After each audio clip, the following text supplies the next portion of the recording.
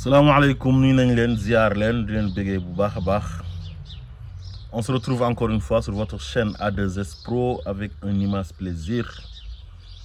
Continuez leen di abonné ngeen bës cloche de notification bi su ko defee bépp vidéo bu ñu dugal ngeen mën ko am à temps réel. Bu leen fàtte di like vidéo bi di bës ci baaraam bi pouce bi dafay tax vidéo bi viral ba ku nekk man cee jot. Bu leen fàtte di ko commenter waaye tamit di ko partager. Comme on a l'habitude de le faire, wax sur ce qui concerne l'actualité politique sénégalaise. Tay nak damay ñëw waxati ci benn faux juge. Néna ancien juge la quoi. Muy juge dem bokku ci les sonkophobes. Manam nit la ko xamanteni il est aigri. Yaakaaram dafa tas parce que il avait démissionné d'une justice qui a démissionné. D'après lu mu wax moom ci ay waxam léegi nag mu ci doon out gain politique jàpp ne bu pare day créer partem dem à la conquête du pouvoir sénégalais yi ñëw jox ko pouvoir bi loolu la jàppoon far sénégalais yi nag adulé Ousmane Sonko am yaakaar ci moom ba bi ñu ko xeexee mu fal le président Bassirou Diomaye Faye ginnaaw yàlla ak peuple sénégalais bi. Léegi nag loolu dañoo dem ñoom ba mënatuñoo contrôler seen bopp principe yi ñu doon oote ak valeurs yi ñu doon woote sax dañ ko jël sànni fële di def loo xamante ni kenn masul xalaat na ñoom dinañ ko def muy di défendre ay sàcc ñoo xam ne blanchiment d'argent lañ leen jàppee faux et usage de faux, escroquerie sur les deniers publics ak détournement de deniers publics. Mom juge dem mi nga xamné néna ancien juge la bu démissionné won ci justice bo xamné dafa démissionné selon mom limu japp xam nga lolu manque de courage la nit ki su fekkee da nga bëgg sa métier bi nga xam da nga ko choisir jang ko métier bobu su fekkee né dafa am jafe-jafe yu ci nekk da ngay tok ci biir def comme ñom Téliko def comme ñom juge Sabassi Faye ak juge Racine Thion ñoom Yakham Keita ak ñeneen ñu nekk ci biir ñoo xam ne c'est des hommes de valeur xeex ba am sa indépendance waaye nga jékki-jékki daal di déserter métier bi parce que nee nga métier bi ci boppam dafa démissionné kon yow bu ñëpp defoon ni yow justice bi du mën a baax waaye ñun jàpp nañ ne bi nga koy def defoo ko woon parce que da nga ko def ak conviction parce que da nga bëgg Sénégal. waaye dañ ko doon def pour out ci gain politique comme nu ma ko waxee sànq te mujjoo ko am sa yaakaar tas mu soppeeku benn haine viscérale envers Ousmane Sonko parce que Ousmane Sonko moo tas sa yaakaar parce que Ousmane Sonko la Sénégalais yi bëgg ngeen jàpp ne yéen seen groupe boobu yaak Thierno Alassane Sall ak Thierno Bocoum Barthélémy Dias Pape Djibril Fall Bougane Gueye Dany ngeen jàpp ne yéen place bi Ousmane Sonko nekk yéen a fa waroon a nekk bu ñu demee tey ba ci réew. Koo xam ne c'est un magistrat de formation nekk ancien juge doon àtte nga xam ne jamono jii bu nekkoon ci justice ba léegi mën nañ ko jox dossier ñoom Farba Ngom Tahirou Sarr jox ko dossier ñi nga xam ne ñoom ñoo sàcc xaalisu Covid bi jox ko tamit dossier ñi nga xam ne dañoo nekk ci penc mi di saaga nit ñi ñooñu lay défendre moom juge boobu noonu tey kon bu nekkoon tey juge ba léegi ñu jox ko dossier yooyu xanaa ñooñu kon da leen di bàyyi xanaa kon du àtte lu nekk ci code pénal bi ak code de procédure pénale lu mu métti justice bi moom day marché moom fekk nit ñaa ngi jalgati yoon dañ leen di teg ci yoon waaye nag yow il faut que ñu démasquer la parce que le succès de Ousmane Sonko nous a permis de démasquer tous les faux types, toutes les mauvaises personnes. Ouais, le succès de Ousmane Sonko aussi nous a permis de découvrir ou de savoir ou de connaître les bonnes personnes au Sénégal et les personnes qui sont de bonne foi. Tey jii ñi nga xam ne dañ doon baaxlu di oote valeur ba Sénégalais yi am fu ñu leen tegoon ndekete li ñu doon def gëmuñ ci dara bëgg nguur rek moo leen ci dugaloon ak bëgg am sympathie Sénégalais yi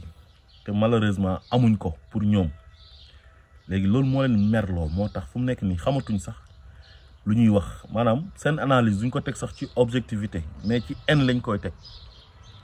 buñ demee ba juge dem naan ay moromu ancien collègue am ay juge ne ñooñu ay préfet judiciaire lañ maanaam dañuy exécuter bëgg-bëgg exécutif bi suñuy wax loolu nag ñoom waxuñ Diomaye de ñoom Ousmane Sonko la ñuy wax parce que Ousmane Sonko mooy seen problème li Ousmane Sonko fexe ba Diomaye nekk président de la République loolu daf leen a naqari parce que dañoo jàpp ne Diomaye nu mu nekkee président dafa yomb te dañoo xeeb Diomaye te dàqu ñoo jàng Diomaye gënuñ kaa jub gënuñ ko nekk xale ëppuñ ko xel waaye daal ñoom dañ kaa xeeb daal maanaam dañoo teg seen bopp foo xam ne ñoom àgguñ fa Diomaye moo leen gën a baax gën leen rafet xol gën leen a jub dàq leen a liggéey te dina fi def loo xamante ni yéen ku leen boole woon yéen seen 5000 personnes yéen yu mel ni yéen du ngeen ko mën a def léegi nag comme yéenewu leen woon Ousmane Sonko nguur gi Ousmane Sonko ñu xeex ko mu jël nguur gi jox ko Diomaye parce que yàlla moo wax Ousmane Sonko ne ko yow dafa am lu ma def ci yow maanaam nguur dama la koy dénk ndax xulillahuma malikal mulk tuutil mulka man tasha wa tanziul mulka mi man tasha yàlla mooy xool ku ko neex mu dénk ko nguur léegi ndogal boobu nag ak secret boobu yàlla jox Ousmane Sonko ak cofeel gi yàlla def sénégalais yi am ko ci Ousmane Sonko loolu la Macky Sall mënutoon a nangu mook ñi mu àndaloon ak ñi nekkoon ci opposition bi ci jamono jooj di wax ne ñoom ay opposant Macky Sall lañ te au fond Macky Sall sax lañ gën a bëgg jamono jooj Ousmane Sonko lañ daan opposé wu ñoom soo leen boolee seen bande boobu ces vauriens là succès bi Ousmane Sonko am ak may gi yàlla may Ousmane Sonko loolu lañ wax ne ñoom duñ ko nangu ñoom yàlla moo jël nguur jox ko Ousmane Sonko Macky Sall ne Ousmane Sonko du fi faloo yàlla wax Ousmane Sonko ne ko léegi nguur gi mu ngi sa loxo séddaleel xoolal ki la neex nga jox ko léegi nag mu jël ko jox ko président Diomaye ñu ànd ñoom ñaar di doxal Ousmane Sonko nekk premier ministre bu influent ci Sénégal ci Afrique ci àdduna bi au lieu que ñu wax ci li nga xamante ni mooy les affaires de la cité ak li nga xam ne moo mën a jëmale réew mi kanam mais ci ay détails la ñuy nekk yu ñàkk fayda yoo xam ne dara cohérent wu ci amul benn njëriñ pour Sénégal yi bu ñu demee ba juge dem naan justice bu Macky Sall ba ak bii ñoo yem dem sax ba naan bii moo gën a yées te bi mu fi nekkee moom ne dafa démissionné woon ci justice bu démissionné gis na Macky Sall di instrumentaliser ay juge di leen defloo ay jëf yu salte yu ñaaw ci Ousmane Sonko ak waa këram moom mi nekk magistrat maîtriser constitution bi maîtriser loi yi maîtriser code de procédure pénale ak code pénal bi xam li ci nekk yépp Macky Sall jalgati ko fi ay yoon ba ay moromu juge am jéngu Sabassy Faye ak juge Thione fippu ngir def seen liggéey comme ni leen ko loi bi santé comme ni leen ko code de procédure pénale bi santé ak code pénal bi boobu moom mu ngi fi woon te heure bu ñu ko invité woon di ko wax ci mbiru Ousmane Sonko ci injustice yu ñu doon teg Ousmane Sonko ak waa këram ci forfaiture bi Macky Sall nekkee woon daawu ci nangoo prononcé jamono yooyu daf doon wax ne moom du attaqué juge parce que ñooñu ay anciens collègues am lañ respecté na leen billahi wallahi watalaay juge dem moo daan wax loolu temps yi Macky Sall bi fi Macky Sall nekkee di def ay ñaawteefam di instrumentaliser ay juge ñuy dal ci kaw Ousmane Sonko ak ay procureur heure boo ko laajaan mu esquiver question yi du ci wax kon kii ku ko gën a bon ku ko gën a malhonnête ku ko gën a tilim xol gën ko ñuul xol amut moo tax moo koy ñoom Thierno Alassane Sall ñoo mën a ànd kii se ressemble s'assemble baaxuñu santuñu yàlla seen xol yi moo bon te gis nga xol dafa nekk appareil boo xam ne ci doomi aadama mooy defar nit bu baaxee nit ki baax na su bonee nit ki dafay bon ba àdduna di tukki du mas a baax ba bañ koy gasee di ko dugal ci biir suuf si du mas a baax te juge dem ak Thierno Alassane Sall ak seen ay yeneen morom loolu moo leen dal yàlla def na yawma laa yanfau maalun wala banun illa man atallah bi xalbi salim nee na àllaaxira bés la boo xam ne bu ñu fa demee bés penc doom du la jëriñ alal du la jëriñ waaye li lay jëriñ mooy xol bu set wecc te ñoom Ousmane Sonko da leen a gën xol parce que Ousmane Sonko nu mu def ba président Diomaye nekk président de la République mu yéene ko présidence gi ak honneur yi nekk ci président ñoom suñ nekkoon ci posture boobu noonu wallahi duñ ko yéene keneen ku dul seen bopp ñoom ñoo gën a bon sax Macky Sall gis nga bés buñ falu woon fii nii dinañ def lu gën a yées lu Macky Sall doon def. léegi tey bu ñu demee ba ci benn réew bu normal un ancien juge di toog ne day jàppale ay sàcckat Farba Ngom Tahirou Sarr Samuel Sarr Lat Diop nee na ñooñu dañuy acharné wu ci seen kaw ñooñu sàcc ay milliards yu sénégalais yi nga xamante ni bu ñu feebaree duñ faju village yi am na village yoo xam ne amul case de santé poste de santé amu fa amul collège amul sax école primaire ay abri provisoire am ay tali yu yàqu am na diggante dëkk ak dëkk yoo xam ne amul tali ran sax amu fa mooy tali bu xonk nit ñi di dee ci hôpitaux yi ndax manque de ticket luñ jëndee ticket waxuma la ak nag luñ jëndee ordonnance pour faju ay nit yu tekkiwul dara nee nañ ay xaritu Macky Sall lañ kii géwélu Macky Sall kii goro Macky Sall ñu enrichir jël xaalisu sénégalais yi di ko fowee di créer ay entreprises fictives nekk multimilliardaires te ils sont issus des familles pauvres amuñ dara lu mën a justifier seen milliards yi amuñ entreprise kenn xameewu leen ñu doon entreprendre avant politique bi tey benn juge taxaw ne moom da leen di faral pour des raisons politiques parce que bañ na Ousmane Sonko quelle malhonnêteté yow bëggoo sax sénégalais juge dem yow juge dem man je te déteste sincèrement parce que man nit boo bonee man du ma la mën a bëgg parce que yow soo jëlee tey ñoo xam ne dañoo sàcc alalu sénégalais yi nga xam ne ñu ngi pauvre extrême pauvreté Macky Sall lépp fee leb endetté ay 4000 milliards jël xaalisu sénégalais yi sàcc ko mook ay moromam rawale ko def ci lu leen neex corps de contrôle yi épinglé ay nit mu teg ci loxoom Macky Sall ray fi ay nit tëj fi ay nit toroxal fi ay doomi aadama fomm ay élection ba ay nit dee jalgati constitution jalgati loi def lu ko neex yow masoo reproché Macky Sall dara nga xool koo xam ne deful dara koo xam ne dañ ko tooñ tere ko nekk candidat ngay acharné wu ci kawam parce que yow bëggoo ko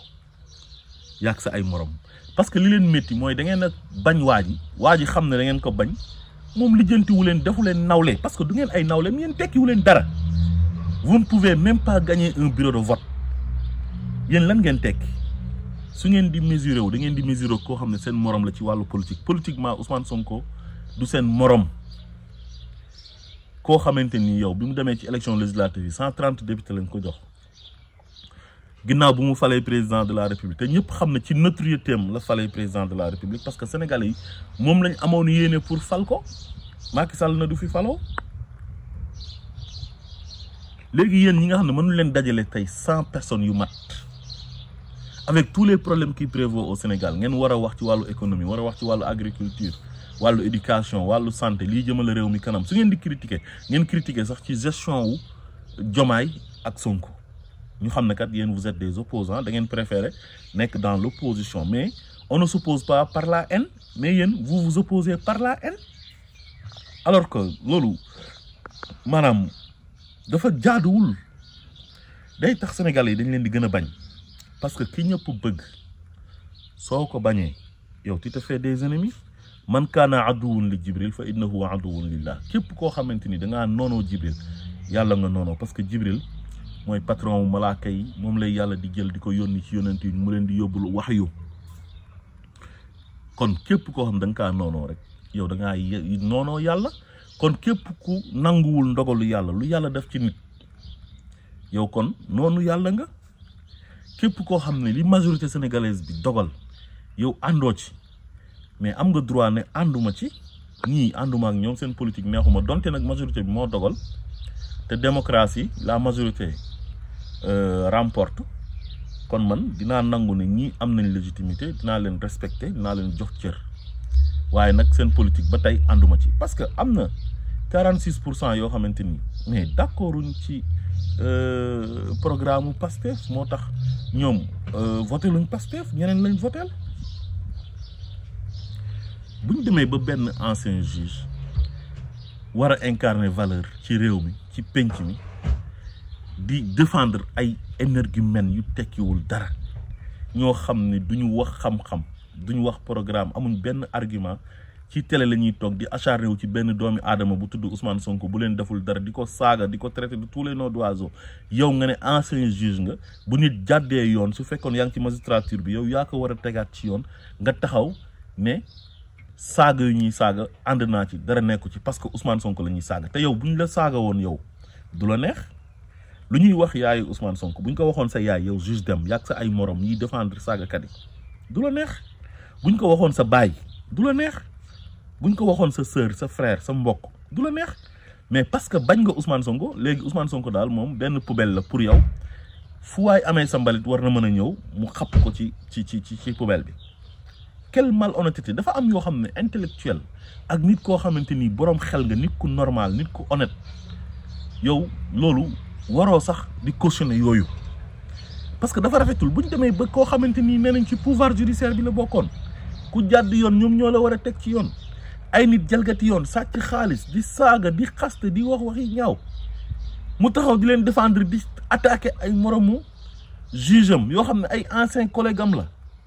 te jamono bu fi Macky Sall nekkee di def ñaawteef mu ne moom du mas a attaquer ay collègue am ay ancien collègue am tey muy attaquer ay ancien collègue am parce que Ousmane Sonko lañ saaga parce que ñoom Ousmane Sonko ñoo nekk au pouvoir da leen a bañ ay nit sàcc nañ xaalis sàcc xaalisu Sénégalais yi moom mi nga xam ne bokk na ci ñu doon contribuer ci xaalis bi ñoom Farba Ngom sàcc ak ñoom Tahirou Sarr ak ñeneen mu taxaw di leen défendre ne d'accord na pour ñooñu nekk ay milliardaires enrichir illicitement ci ndoddu Sénégalais yi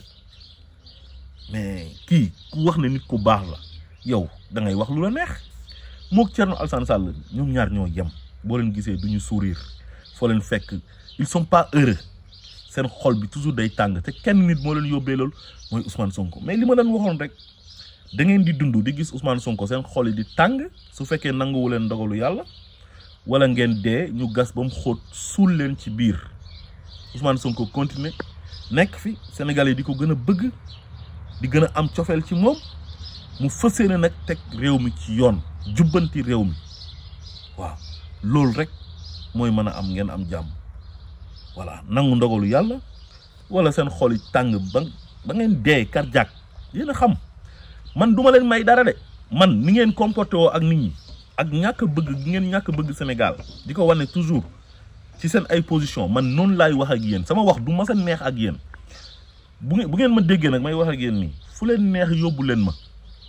mais en tout cas man du ma leen wax ju neex ni ngeen di waxee ak Sénégalais yi ak comportement bi ngeen am envers la majorité sénégalaise bi nga xam ne ñoom ñoo choisir Ousmane Sonko ba bi mu waxee ne votel leen Diomaye ñu nangu ndogal boobu nangu ndigal boobu noonu votel Diomaye ci daraja Ousmane Sonko ci barke Ousmane Sonko ngeen leen di manquer de respect ñàkk leen a respecté te bu ñu waxee ngeen ne yéen vous êtes des démocrates vous êtes des républicains alors que c'est faux fekk joxu leen ñooñu cër di opposé wu comme opposition ni mu war a opposé woo dans le respect ah di opposé wu ci ay objectivité ci ay argument nekk une opposition responsable tant que melul leen noonu man nii laay comporté wu ak yéen nii laay wax ak yéen dinaa sulli seen ay mbóot dinaa leen démasquer wan Sénégalais yi ne yéen du ngeen ay nit ñu baax ba chef de quartier sax buñ ko doon fal duñu leen ko fal yéen waxuma la ak maire waxuma la ak député waxuma la ak président de la république te Ousmane Sonko ca kanam rek la jëm incha allah parce que moo leen gën a baax moo leen gën a rafet xol moo leen gën a jub asalaamaaleykum wa rahmatullah